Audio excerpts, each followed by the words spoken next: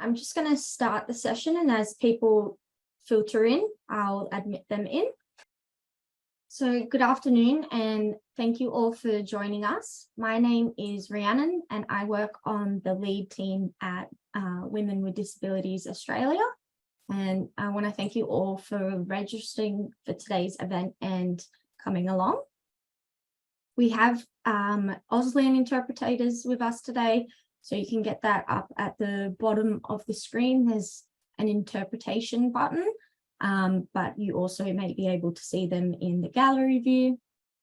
And we also have live captioners with us today. So before we begin, I'd like to acknowledge that I am joining you all today from Dharawal country, land of the Wadi people. I pay my respects to ancestors and elders past and present. Sovereignty has never been ceded. It always was and always will be Aboriginal land.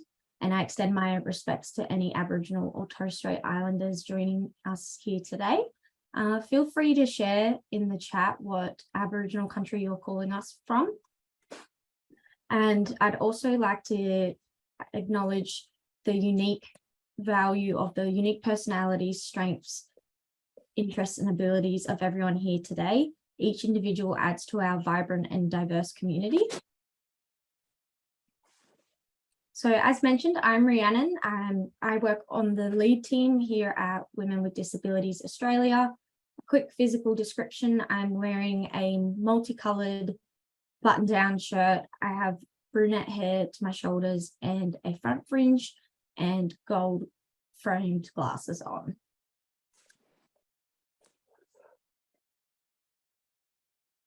So just some housekeeping before I get into it. Please feel free to keep your cameras off.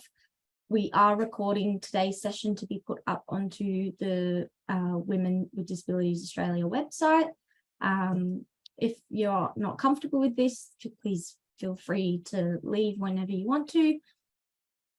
As mentioned, we have Auslan interpreters with us today, as well as live captioners. And please feel free to utilize the chat function or any of the other functions, such as the raise hand feature. If you want to come off mute and speak, feel free to.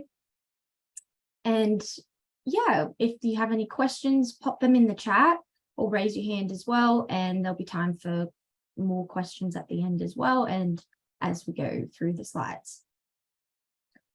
Cool. So on Monday, I hosted the first workshop. Today is the second, and tomorrow is the third and final one. So these workshops are to educate and explore more on the idea of public decision making. So on Monday, we went through what public decision making is and how intersectionality and representation is really important, especially in a democratic nation, as we need to make sure we're hearing everyone's voices when public decisions are made. I'm just going to share my screen now. And also feel free, if you want to introduce yourself in the chat as well, no obligation to, but if you want to share your name and where you're calling from, feel free to. Okay, can you all see my screen?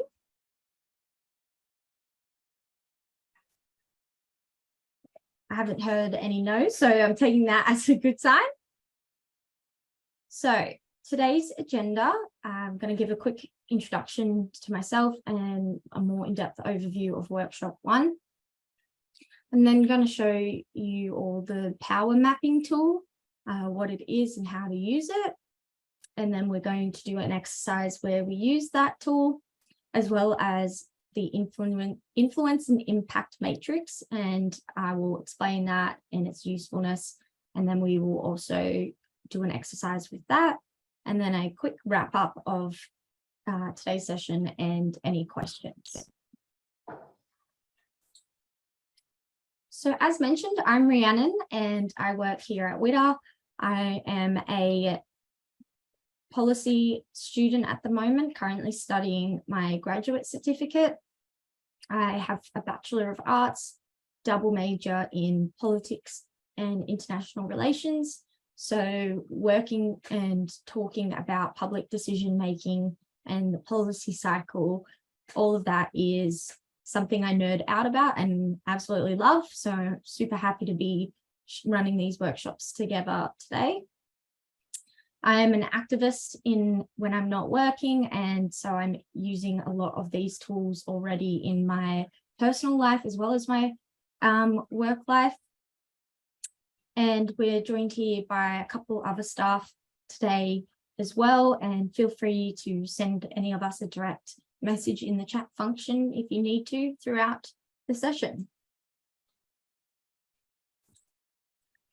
Okay, so on Monday, as I mentioned, we went through what is public decision making, the intersectionality and representation and importance of this in public decision making. We went through the process of decision making, which I'm about to show you those slides now. And the example for the exercises we did and we'll use again today was making public spaces more accessible. So when we are looking at public decision making, there are 8 important steps. Step 1 is to identify the problem/issue.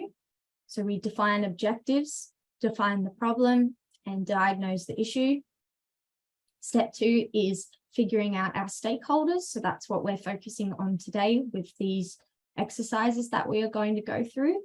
We're going to be talking about who has vested interest, who will be affected or interested in the topic being discussed, and who will have influence in the decision. So step 3 is gathering information and the background. So what is the current information out there that already exists, and what decisions and laws already exist surrounding this issue? Step 4 is then to develop options or alternatives. So this is where the step you create several possible solutions. And in this step, you will list all the possible alternatives to reach the desired outcome. Which then takes you to step 5, the evaluation step. So this is where you evaluate what impact will this have? What are the implications of this? And is this the best option of all the alternatives? So this stage, you'll go through all the alternatives and select what you think is going to be the best step forward. So then step 6 is weighing the evidence, imagining what each alternative option would lead to. And as you weigh the evidence, you'll start to favor certain alternatives, place these in priority order. And then the 2 final steps, step 7, implementation. So once the decision has been made, it's time to act on it. Develop a plan to make your decision tangible and achievable. And this is when you start doing campaigning and raising awareness about the issue as well. And then the review stage. So once this decision has been implemented, you need to create effective review processes to ensure that the outcome is up to date and relevant. Was there any questions so far about that chart, that process? No, thank you. Thanks. Amazing. So we're going to move on to today's topic. We're focusing on stakeholders. So a really great tool when trying to work out who is the best people groups to talk to. It's great using this power mapping tool. So the power mapping tool has 4 points, and you will jot along this as a scale of your stakeholders. So it is difficult to work out the exact origins of this tool, but it started being used and gained popularity in advocacy and campaigning around the 1980s. So when making public decisions or launching a campaign about a new decision that has been made, you need to correctly identify who has the power to fix the problem and who has the most influence. So Then you need to apply pressure to them to make the right decision and help them join the fight that you are trying to lead. So it's a tool that is useful to not only identify who holds that power, but crucially who holds influence over that power and person, and therefore who to target with your direct actions and campaign activities. A power map properly done can reveal these relationships and power dynamics and help you design a winning strategy for your campaign.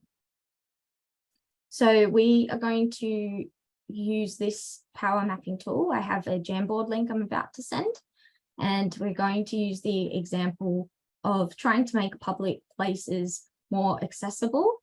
So we'll need to think about who is the most influential in this decision process, who is supportive of that, who would be opposed to that, and who would be the least influential or powerful. So I'll stop sharing this screen and send the link to the Jamboard. And the power mapping tool is really helpful as well when figuring out who you need to persuade to join the same campaign as you. If there's someone opposed to the view, it's a helpful tool to make you realize who you need to campaign towards to help change their mind and educate them on your decision and its benefits. So I'll share this link in the chat, and I'm also going to share my screen with this if you can't get the link up.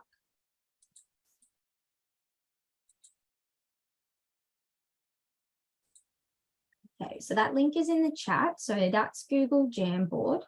I will share my screen now and show you how to use it as well.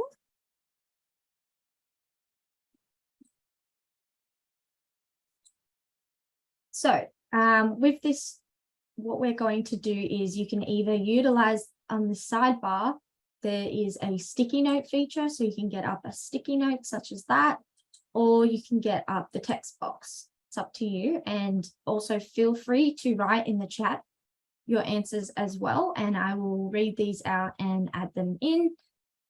So I can get us kick-started off. So people who are going to be supportive of the objective and the change, but maybe on the in-between influential and least influential, so on this sort of line here, would be the disabled community. So disabled community would have the best insight, as it's the community with the lived-in experience, and they would offer the best input and advice. But however, as individuals, they may not be quite powerful or influential, but together this can lead us into the most influential as well. Does anyone else have any stakeholders that appear at the top of their head when thinking of this?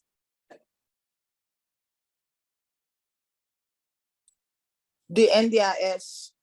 The NDIS, perfect. So where do you think they would sit in this power mapping tool?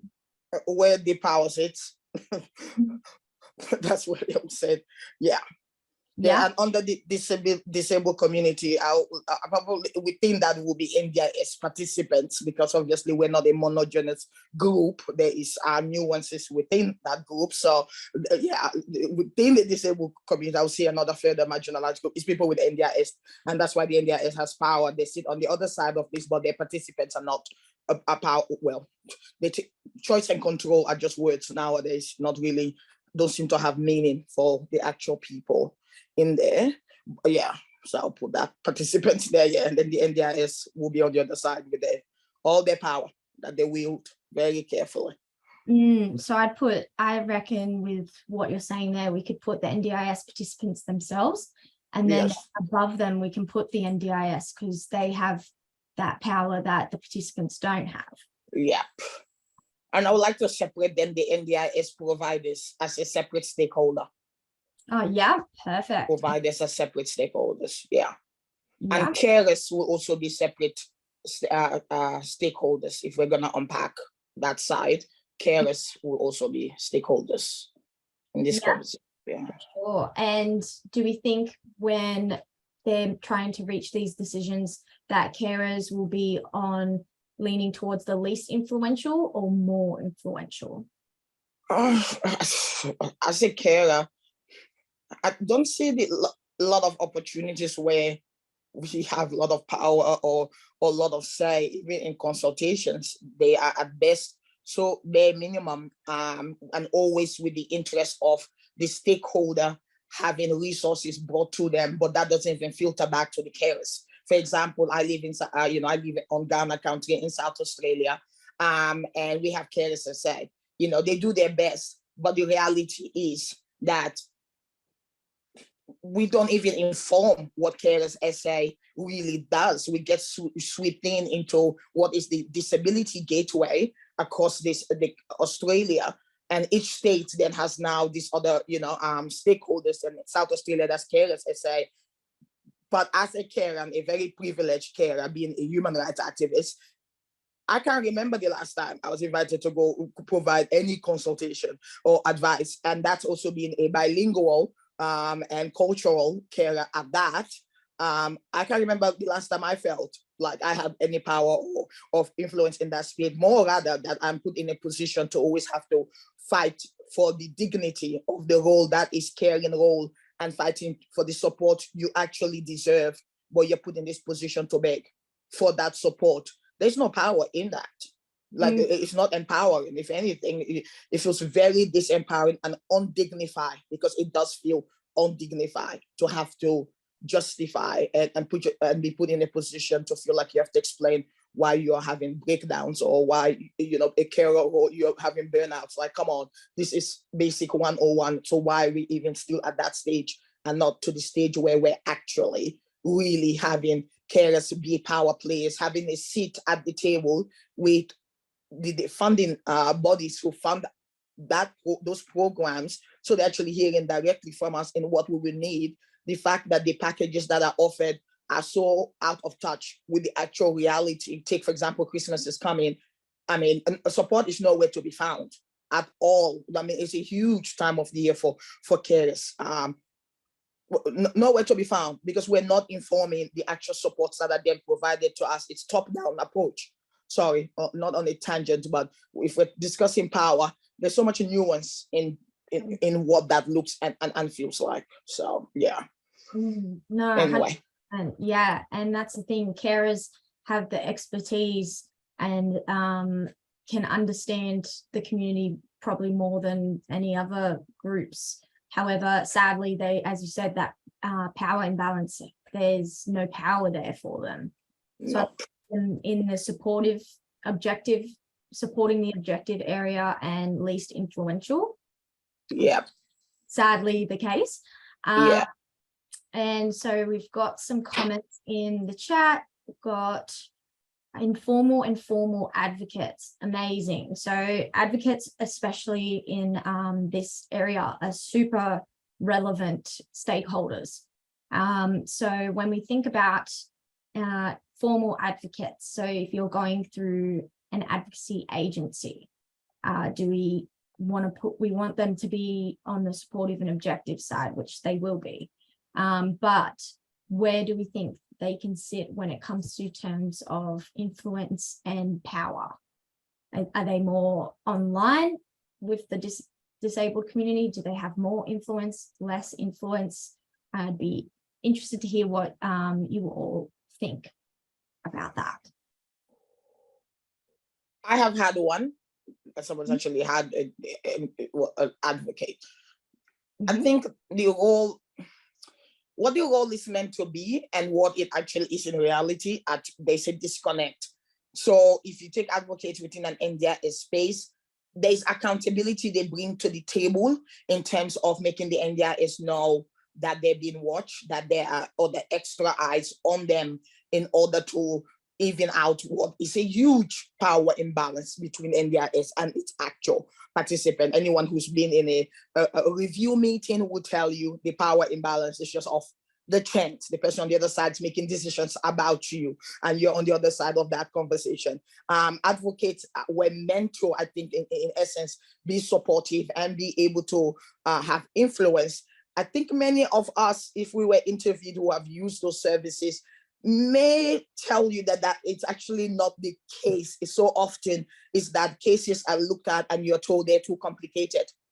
Way too complicated, not to mention the fact that we don't actually have enough advocates to go around. The demand for advocates tells you in why I identify the NDIS, the NDIS participant as key stakeholders in this conversation. The demand for advocates says to you, NDIS participants don't feel like they have power. So that's why they tend to seek people who could help them. But those same people, their hands and role are limited in what they can influence. So what can an advocate influence an NDIS planner to do the right thing? What I have found in my experience has been the accountability, I think, element. There is influence there in having a third party show up and be able to see we are watching, even if that's all it is, the watching part, the accountability, transparency. I have found that to just be as powerful. And then I've also heard of people have had really great advocates and they've really won their cases at AAT, which is really, really awesome. But the demand probably tells you that there's a lot. There's a need, but also I would love to see more power, influence in that space. And maybe that is actually calling out the NDIS, not just to the NDIS, but outside of the NDIS. And I think that's where people like us who sit, other key stakeholders who don't have to follow policies and are not working within bureaucracies can push a bit harder, because we don't have to abide by policies and organizations and how they all tend to obviously grovel because of funding pressures or needing to toe the line. While we don't have to actually toe the line, we can call truth to power and give people the support they need. But yeah, so that's an interesting one. Advocates, but I do think they have influence. I don't think they lack influence, but I wish they had more. Is what I probably would want, more influence. Yeah, so I've put them in sort of that middle area because it sort of depends on each individual case, and as you said, sometimes it's not an ideal outcome for those getting advocates, so put them in the middle here. We've got in the chat local MP/government representative. That's a really great one. So I think, again, this is someone who's going to have the most power and influence. However, we have to potentially on each MP, each individual that you speak to, where their party aligns, where their local views and policies have in the past sat. So that's an important thing to take as background research when approaching MPs and local government representatives. So before you know any of this research, they would be on the high power scale, but in the middle, because unless you know how they sit with their views already, it's still a matter of you're going to have to go in and persuade them, or maybe you go in there and they're already right on board. So we'll put local MPs. That's a great one. We've got a couple more in the chat. I'll just grab out. So service providers mentioned again. Perfect.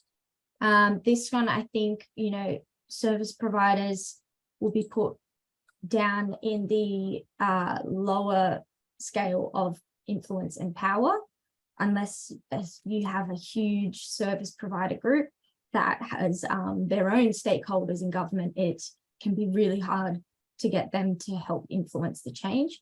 They can be a great campaigning ally for you as well.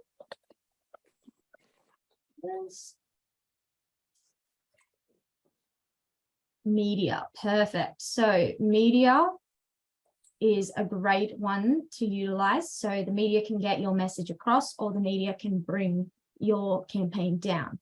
So once again, they sort of sit in this influential bit, but kind of in the middle ground. So it'll be media here. And yeah, the media, if you get the media on as a positive stakeholder for you, it's a perfect scenario. Okay, peak bodies, amazing. So I think peak bodies can be put up here in the top section as well, and supportive objectives sort of over here, especially if we're getting a disabled committee or human rights. Peabody or anything like that, they will be fighting for the decision as well. Bodies. Communities, amazing.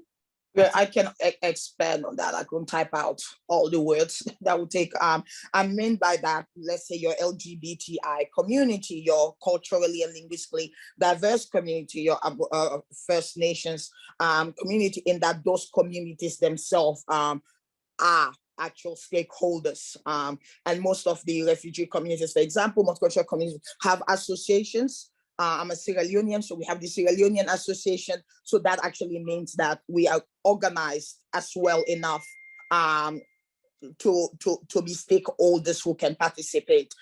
I know people have said the peak bodies, but that is still, we're doing the top-down approach. But I would like to get, like Karis, get down to those people with the lived experience right at the grassroots. Those are the communities, your LGBT, your First Nation specific, vulnerable and marginalized communities, where those intersections are sitting as stakeholders within their own rights, not just the people who represent them, but themselves representing themselves, having a seat at the table. So yeah, that's Perfect.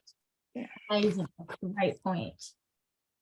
I think as well, one that is worthy of mentioning when we're looking at these public spaces becoming more accessible, some people who might be opposed or against the change is private contractors. So they might either really like the idea because it means they're going to have paid work, or they might be opposed to it as there is specific guidelines that need to be followed. There's specific minimums they will need to meet for this, and that would all come down to the nitty-gritty of the decision made, and any policy or any bills or anything that comes out of the decision and campaign.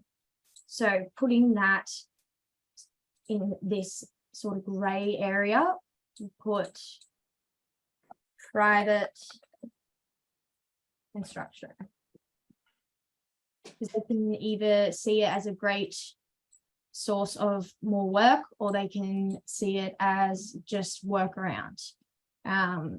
And sadly, you are always going to have people against the decision, no matter what it is.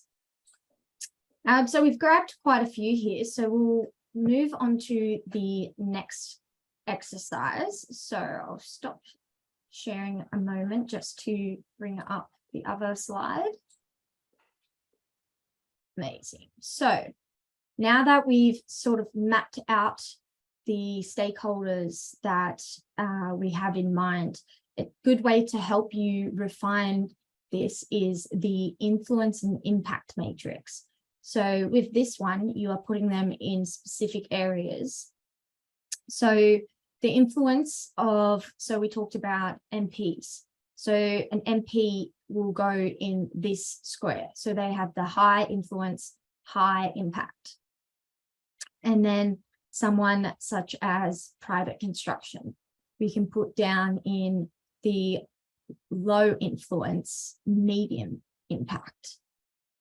So what I'll do is on that Jamboard slide, the next slide is this one, so we can go through that together. I'll share that again.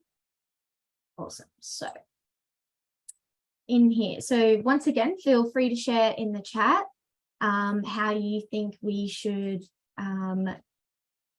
organize these into which squares. Feel free to come off mute, and feel free to even type in yourself as well with the sticky note feature or the text box. And if you think of any more stakeholders we didn't mention on the previous one, we can put them in here as well. So great comment has just come through saying residents around the public space. So many people are fearful or resistant to change. Having the not in my backyard mentality. That is a great point, and I think a great one to start off with. So I think when it comes to residents around the public space, they're kind of in that middle area of medium impact, medium influence, because at the end of the day, if a whole community rallies against something, if it's a local government decision, it's going to have a lot of influence on the local government, and they're going to apply that pressure. Strong lobbyists, yes, perfect example. So locals in the area. Perfect one to put in this medium area. So then in the high impact and high influence is going to be our government MPs.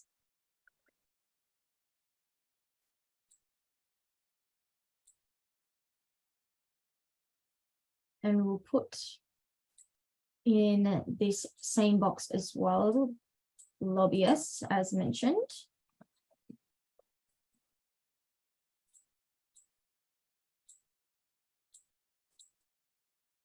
Okay, so looking at our previous slides, some more that we mentioned. So we've got carers, service providers, peak bodies, and DIS. So let's have a look at where we can put them. So high influence and low impact can be peak bodies. So peak bodies may have, you know, the high influence, but their recommendations may not get put through. So they're kind of can sit, I think it depending on each issue, can sit anywhere in this high influence part, but depending on how their actions and recommendations are heard will depend where they sit in the impact. So big bodies, these here. And I think a good situational place to put the NDIS is in this high influence, medium impact, because at the end of the day, the decisions that they come to and recommendations still have to be implemented and agreed upon by these government and MPs and the party.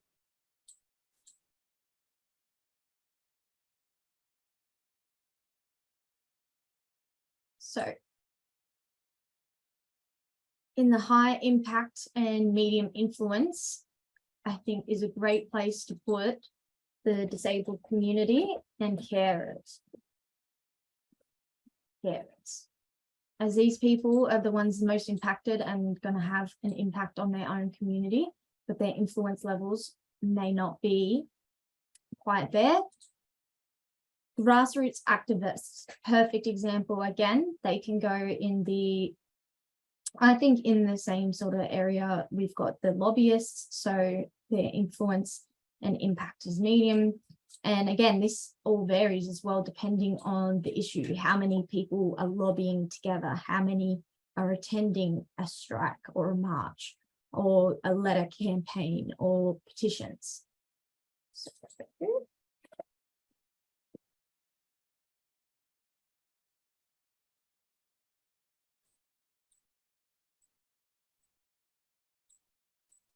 and these matrices and charts are very useful when you're trying to come up with stakeholders for a specific decision. So if you're looking at in your own specific area, you can write down specific names, specific carers, providers, activists in your community. So we're sort of doing this broad overlook, but you are really able to dive in and focus in on individuals when using these yourself. So we can put in this low influence and low impact. Well, it'd probably be more of a medium impact, but a low influence would be construction, because their impact is felt. But if the government has, you know, put in this bill that requires local areas to hire contractors and that they have to get this work done, then they have to get that work done. So their influence there is minimal, but their impact is medium. Philanthropists, yeah, that's a great one. So I think they could go in sort of this low influence, like they'd have a good influence on the general public. However, they might not have a great influence on government. So I think that can go anywhere sort of in these levels. We'll put it in next to construction as well.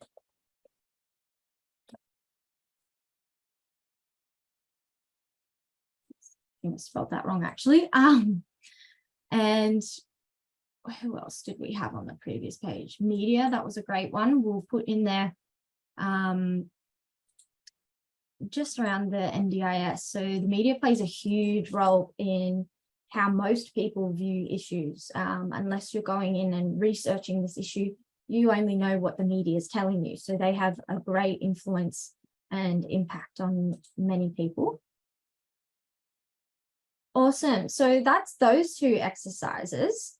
And so when we go through this, some of the questions you can ask yourself is, what responsibilities will this stakeholder have? How will they benefit from this project? Does this stakeholder have any conflicts of interest regarding this project? How committed will they be to the project? Will they be able to commit tangible resources and their time to this project, or is it unrealistic? How much influence do they have over the other stakeholders in this group?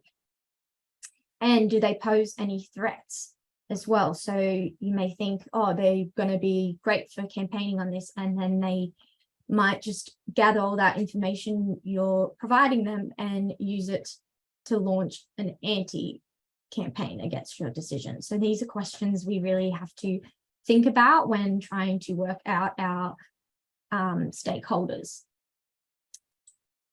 Okay, so now I'm going to chat a bit about how we can be active citizens in public decision making, which is a really important step. So the other day I was talking about how important intersectionality and representation is in public decision making, especially in groups such as the WIDA community. Women and gender diverse people with disabilities need to be represented in public decision making, in decisions being made about them.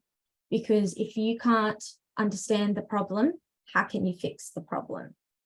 So how do we as individuals, how are we able to be active citizens in the public decision making process? How can we partake in this as an individual or as a group with our friends or our local community? So some major ones you can do, and there are so many different examples, but you can write it or email. So now with internet, it's so much easier to access our local MPs, our members of parliament, our government, our local council. So parliamentary committees encourage people to give their opinions on bills, the proposed laws, and the issues of importance to Australians. You can also attend a meeting or a protest to let members of parliament know that you are concerned about an issue. There are useful links now available to us all, such as write a letter to the Prime Minister. So some organisations also, when launching their own campaigns and petitions, will make a template for you to enter to your local MP. So this is a great way that you can get involved in an issue that you see people lobbying in, is writing to your local MP. Some big groups will write that template for you, and all you have to do is customize it to say your name and what land you are on and which MP it needs to go to. So you can meet with your local politicians as well. So a lot of the time, local MPs sometimes might even have travel offices. So they might be at one area one day so that they can speak to people in that area. They might set up another day elsewhere. And you can also meet with them in their office. So a great way to do this is just to go and introduce yourself and let your local MP know who you are in the community, what interests you, what you're concerned about within your local community, and your own values, to work up a relationship with that MP. Because at the end of the day, the MP is there to represent their electorate. So you can write to your local MP, your federal, and you can also organise the meetings with them. I just mentioned that. Another useful way is by joining community groups about issues you are passionate in. So this can be local animal rights groups, this can be local environment groups, local women's groups, local refugee groups, any type of group, or even just a group that meets together and is passionate about this. Great comment has just come through about having honest, open conversations with your friends, family members, and colleagues. So that is an awesome way that we can participate in public decision making as well, is informing those around us. So it doesn't matter if you're not an expert, just having that open conversation to get it going is all part of being an active citizen. So another really useful way to participate in public decision making is protests, marches, rallies. So as we know, attending protests, march and rallies is a declaration of view saying, I support this issue. So when local governments, state governments, federal governments, when they see huge turnouts, and this is an issue that people are clearly concerned about and care about, this will sway the way they vote, because at the end of the day, they need to keep being voted in. So they need to reflect the voters' views, which is an important reason why those numbers matter at protests.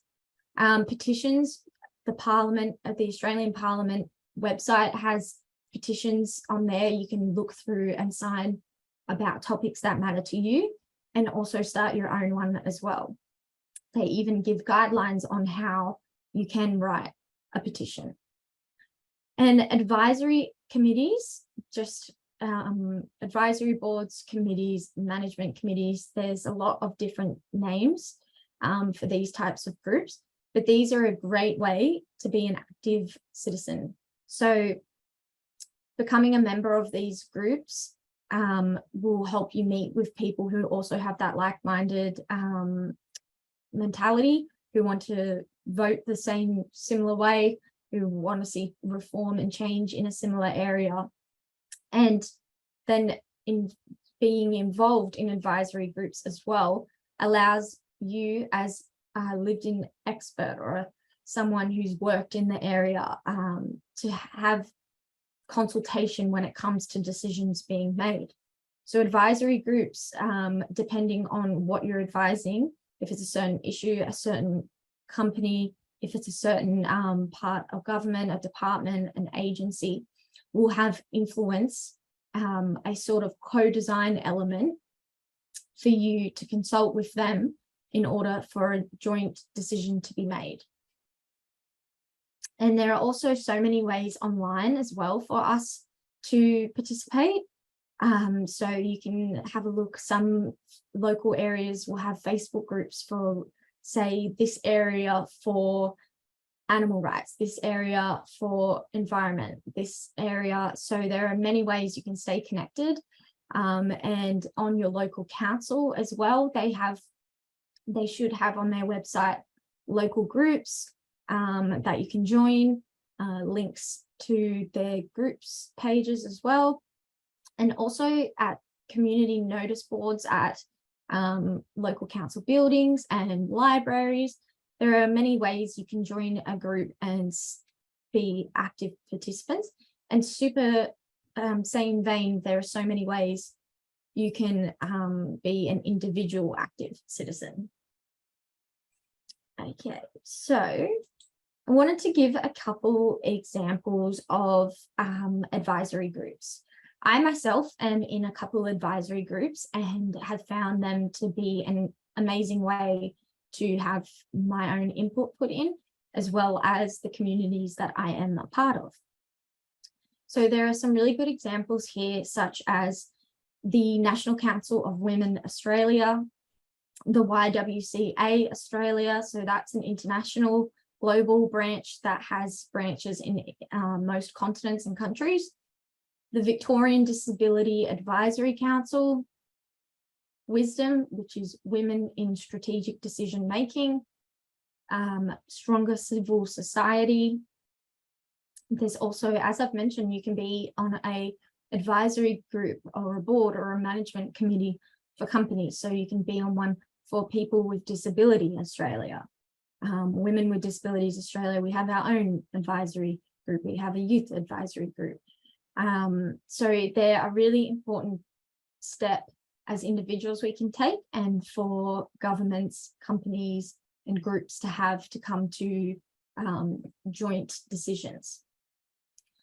So tips for trying to find one in your area or online that you're passionate about is looking up companies that you know follow the same ethos, the same values and morals, and care about the issues that you care about as well.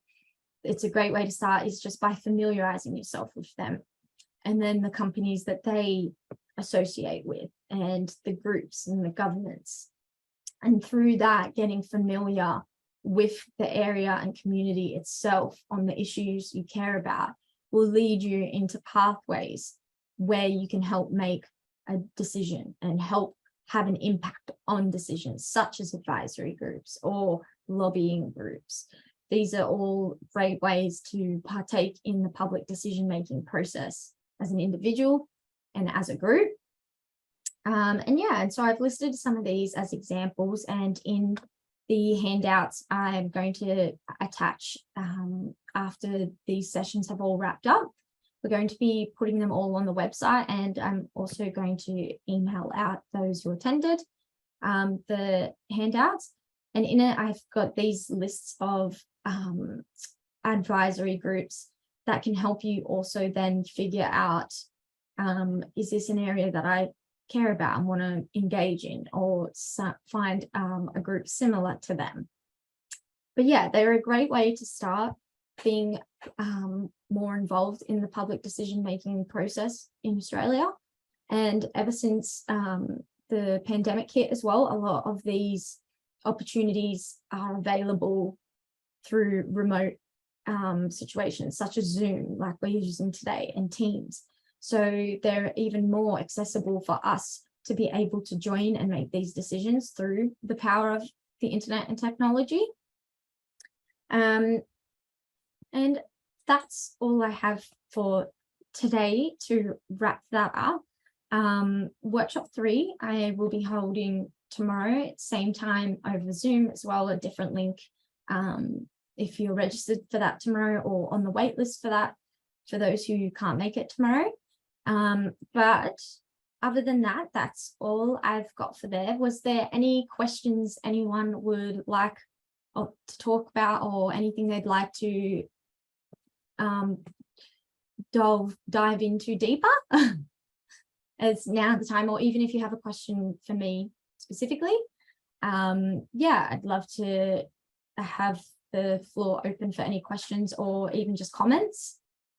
And I've also got my email at the bottom there if you want to email me and ask specific information even.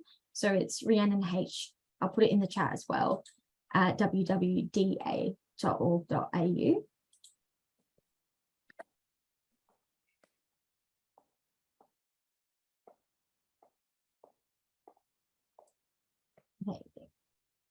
And also on that note, so all of today's handouts and information will be summarized as well for a screen reader doc version as well, and PDFs. And it will all be available on the Women with Disabilities Australia website in the coming weeks. Yeah, I can see there's a hand up if you want to jump in. Yeah, I see here that we have an AI captioner. What is that? And then an AI, I mean, I know AI is artificial intelligence, but I'm so fascinated what that is about in this context. Yeah, so they are doing our, so they're the live captioners that I mentioned earlier. So they are writing up our closed captions for us. So if you enable closed captioning on the Zoom session. Yes, I did. Yeah, they are being typed up by our captioners there. Oh, okay. So that's a job. Okay. Yeah. It's so fascinating. So, so I thought it automatically gives you so 2 people are sitting there typing the captions. That's what you said, actually typing it up. Yeah. Wow, that is so cool. Can we talk to them? Can they say hi? Sorry, this is just Pastor, can they say hi? Because that is so cool. And when did this become a job? I'm sorry, I just need to ask a few questions about that. Yeah. Yeah, Jillian and Eddie. Hi. They're like, we just want to do our jobs. We're captioning. How can we caption if we talk to you at the same time? We can type your caption. Oh my God, this is like a conundrum. They can't type my caption while I'm talking. Oh my God, it's too much. They can't type. Having an autistic meltdown now over captions. Like, why? Are you gonna talk to Eddie and Jillian? Amazing. Yeah, no, it's great. There's so many much more accessible options available to us now, which is awesome. Please feel free in your email, please, to tell us more about the Jillian and Eddie. I will. I don't know about anyone. Can I have a separate email just from Jillian and Eddie so I can say hi and be like, thank you for existing. Awesome job. Can we have this for every other place, context? I've never seen it. I think it would be such a lovely thing to actually put as accessibility for other things. So this is awesome. Thank you so much for having them be part of this. It's awesome. Yeah. No worries. Thank you so much for joining us today and for being a very enthusiastic participant. Been very enjoyable. Thank you for having me. No worries. Did anyone have any following comments or questions they wanted to ask? You can also, as I mentioned, email me as well. And if you're registered for tomorrow's event, I will see you there as well. But yeah, if you have any questions, otherwise, please feel free to get back to the rest of your day. And thank you so much for attending. Thank you, everyone. Have a lovely day. Thanks, you too. Bye-bye. Bye. I've got a question from Kate. Hi, Kate. Hi, just a quick question. Yeah. I obviously am here today, but I wasn't able to get positions for yesterday or tomorrow. So I'm eager to watch the recording. So when and how will that be available? Just on your website, or do I get sent a link? Yeah, so it'll go up on our website, and we'll put out like a news item which alerts on the website that we've added that. I can also email it to you specifically. I can write that down. But I can also put you up on the wait list as well. If you're on the wait list tomorrow, I can just push you through because I know you're an eager participant to join us. So I can do that for you. So it'll just prompt you to register for tomorrow's. I tried. I'm on the wait list. Yeah. And I actually think that something else has happened in the meantime, and I have another commitment. Oh, that's all right. Which is why the recording option's really brilliant. Yeah. Because you don't miss out. Yeah, amazing. Yeah, so it'll be available on our website in the coming weeks. Once we edit it all together and have it all ready, it'll be posted on our website. Wonderful. Thank you. No worries. Thank you for coming.